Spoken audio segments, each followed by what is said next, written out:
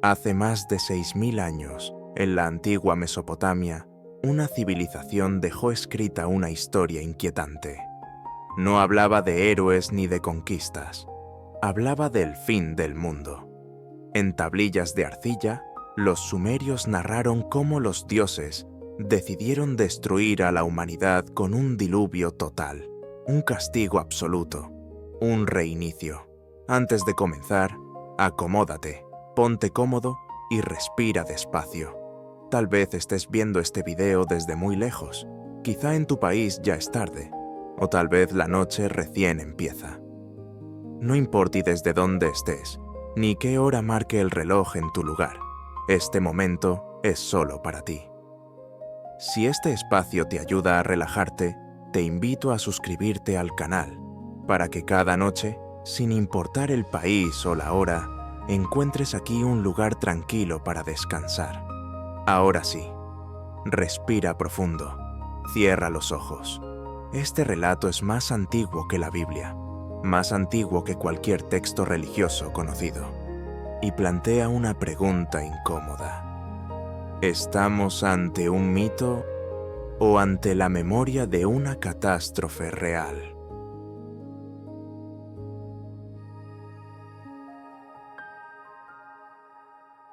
Las ciudades se levantan con seguridad. Los templos observan el horizonte. El mundo parece estable. Pero no siempre fue así. Hubo un tiempo en que la humanidad ya había aprendido a construir, a organizarse, a levantar murallas y a pronunciar el nombre de sus dioses con confianza. No era una humanidad primitiva e indefensa. Era una civilización antigua, con memoria, con leyes, con reyes cuyos reinados parecían no tener fin. Y, sin embargo, algo comenzó a cambiar. No fue un terremoto, no fue una guerra, no fue una señal visible, fue un desequilibrio. Los antiguos relatos sumerios cuentan que los dioses comenzaron a inquietarse, no por maldad humana, no por corrupción moral como la entendemos hoy, sino por el ruido de la humanidad creciendo, multiplicándose, ocupando espacio, el murmullo constante de una especie que ya no dormía en silencio bajo el cielo, sino que comenzaba a desafiarlo con su presencia.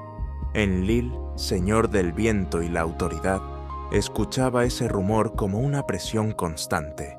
No era un sonido físico, era una alteración del orden. El equilibrio entre cielo, tierra y agua comenzaba a tensarse. Y cuando el orden se tensa demasiado, algo debe ceder. En el consejo de los dioses no hubo dramatismo, no hubo gritos, solo una conclusión inevitable. El mundo debía ser restaurado. Y en la mentalidad antigua, restaurar significaba regresar al principio, al agua. Porque antes de las ciudades, hubo agua. Antes de las montañas, hubo agua. Antes de los hombres, hubo agua. El agua no destruye por odio. El agua borra para empezar de nuevo. Pero incluso entre los dioses, no todos estaban de acuerdo. Enki, señor de las profundidades, guardián de la sabiduría, comprendía algo que los demás parecían ignorar. Destruir completamente la humanidad era destruir también el equilibrio que tanto deseaban preservar. Así que decidió actuar, no de manera abierta, no desafiando el decreto, sino susurrando. La advertencia no llegó en forma de trueno, llegó como un murmullo entre juncos, como un pensamiento sembrado en la mente de un hombre justo. Ziusudra, según los sumerios, Utnapishtim, en versiones posteriores. Un hombre que comprendió que el cielo se preparaba para cerrarse sobre la tierra. Se le dio una instrucción precisa: construir una embarcación, no para navegar, sino para sobrevivir. Imagina ese momento, construir algo incomprensible para los demás, prepararse para una catástrofe que aún no ha comenzado, saber, sin poder explicar cómo lo sabes. La estructura se levantó en silencio. Madera, betún, proporciones exactas. Dentro, semillas, animales, memoria. Y entonces, El cielo cambió, no con violencia inmediata, sino con una densidad nueva. Las primeras gotas cayeron como una advertencia suave. La tierra las absorbió con naturalidad, pero no se detuvieron. La lluvia se hizo constante. Los ríos comenzaron a crecer. Las calles se volvieron canales. No era una tormenta pasajera, era una decisión cósmica ejecutándose. La lluvia cayó durante días. El horizonte desapareció. Las montañas quedaron ocultas. Las ciudades que habían tardado generaciones en levantarse se hundieron sin resistencia. El agua no gritaba, no rugía, solo avanzaba. Y en los relatos más antiguos, incluso los dioses comenzaron a sentir miedo, porque lo que habían desatado era el regreso al caos primordial, el mismo caos del que habían surgido. El mundo volvió a ser océano. Ahora, mientras escuchas esto, imagina el silencio bajo esa superficie infinita. Ninguna voz, ningún templo, ninguna frontera, solo agua. Si has llegado hasta aquí, quédate hasta el final, porque lo más importante de esta historia no es la destrucción, sino lo que vino después. Y entenderlo cambia por completo el significado del diluvio, porque el agua no cayó para siempre. Un día, la lluvia cesó, no abruptamente, sino como se apaga una respiración. Las nubes comenzaron a abrirse. La superficie del mundo dejó de moverse. La embarcación quedó suspendida en una calma absoluta. Cuando el agua retrocedió, no devolvió el mismo mundo. Lo que emergió fue tierra nueva, silenciosa, sin historia. Ziusudra descendió y ofreció un sacrificio, no como celebración, sino como reconocimiento. El equilibrio debía ser renegociado. Y entonces ocurrió algo profundamente humano en esta historia divina. Los dioses se arrepintieron, comprendieron que habían ido demasiado lejos, decidieron que la humanidad continuaría, pero con límites. La longevidad sería reducida, el poder contenido, la memoria fragmentada. Desde entonces, el ser humano vive sabiendo que el mundo puede terminar. Y quizá por eso, en casi todas las culturas del planeta, existe un relato de gran inundación. Porque el relato del diluvio no pertenece a un solo pueblo. Aparece en Mesopotamia, en las tablillas de arcilla escritas en cuneiforme. Aparece en la tradición hebrea, siglos después. Aparece en Grecia, en la historia de Deucalión y Pirra. Aparece en la India, donde el dios Vishnu advierte a Manu sobre la gran inundación. Aparece en relatos mayas, en mitos chinos, en tradiciones orales de pueblos indígenas de América. Civilizaciones separadas por océanos, sin contacto entre sí, sin un libro compartido, y sin embargo, todas recuerdan el agua. No siempre con los mismos nombres, no siempre con los mismos dioses, pero siempre con la misma estructura. El mundo se desordena. Una advertencia es dada a un hombre justo. Se construye una embarcación. La lluvia cae. El mundo es purificado. Y comienza una nueva era. No es solo coincidencia literaria. Es una obsesión colectiva. Algunos historiadores señalan que el recuerdo podría tener raíces en grandes inundaciones reales ocurridas en la antigua Mesopotamia, donde los ríos Tigris y Éufrates, impredecibles y violentos, podían arrasar ciudades enteras. Excavaciones arqueológicas en Ur y otras ciudades han revelado capas de sedimentos que sugieren episodios de inundaciones masivas. Pero incluso si hubo un evento concreto, el mito fue más allá del hecho, porque el diluvio no habla solo de agua física, habla del miedo humano a perder el control, habla del temor a que el orden que creemos estable sea, en realidad, frágil. Y es en ese contexto donde la epopeya de Gilgamesh adquiere una fuerza extraordinaria. Escrita en tablillas que datan aproximadamente del siglo XVIII a.C., aunque basada en tradiciones aún más antiguas, la epopeya contiene uno de los relatos del diluvio más antiguos conservados por escrito. En ella, Gilgamesh, rey de Uruk, teme a la muerte. Ha perdido a su amigo Enkidu y comprende que el poder, la gloria y las murallas no detienen el tiempo. Desesperado por encontrar la inmortalidad, emprende un viaje imposible. Su búsqueda lo conduce hasta Utnapishtim, un hombre que no envejece, un hombre que sobrevivió al diluvio, un hombre al que los dioses concedieron vida eterna. Y en un momento de calma, lejos del ruido de las ciudades, Utnapishtim le revela la historia. Cuenta cómo los dioses decidieron destruir a la humanidad. Cómo Ea, la versión acadia de Enki, le habló en secreto a través de la pared de su casa de juncos.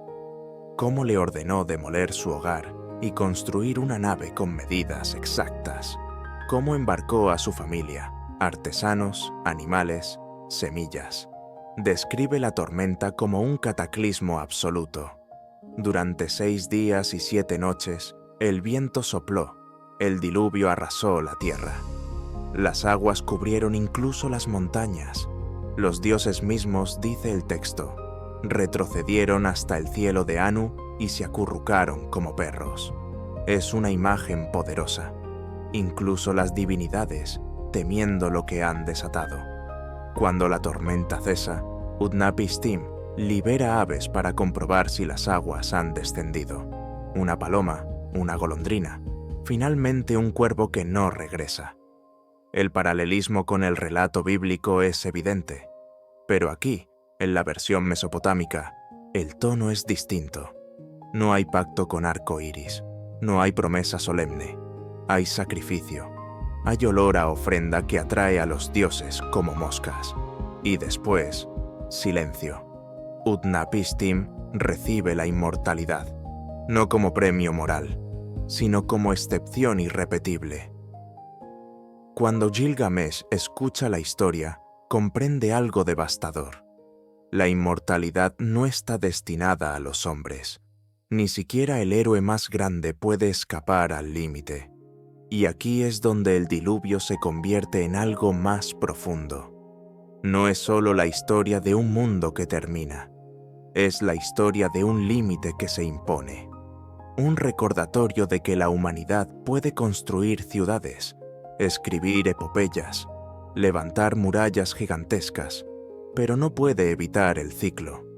Creación, exceso, corrección, renacimiento.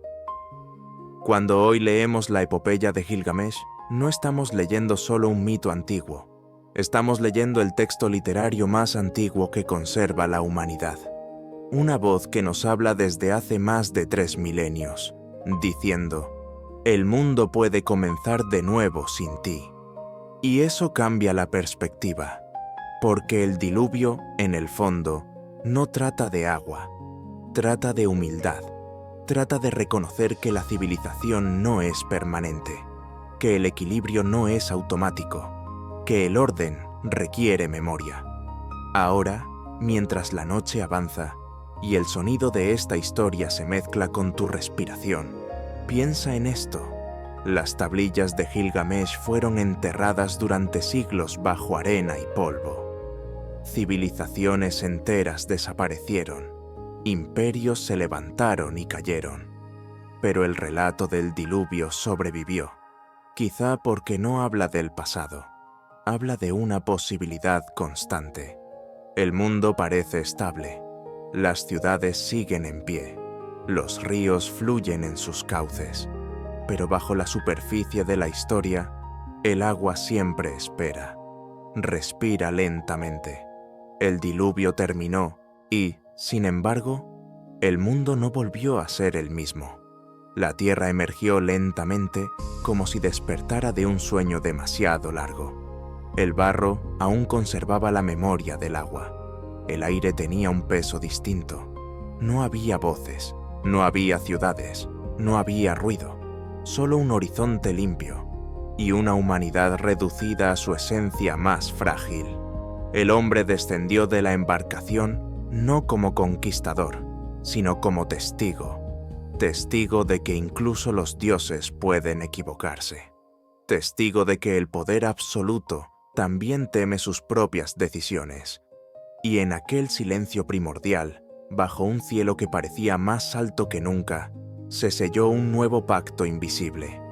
La vida continuaría, pero nunca olvidaría su límite. Desde entonces, cada río que crece demasiado, cada tormenta que oscurece el día, cada marea que avanza sin pedir permiso, nos recuerda algo antiguo, que la civilización no es eterna, que el equilibrio no está garantizado, que el orden puede deshacerse.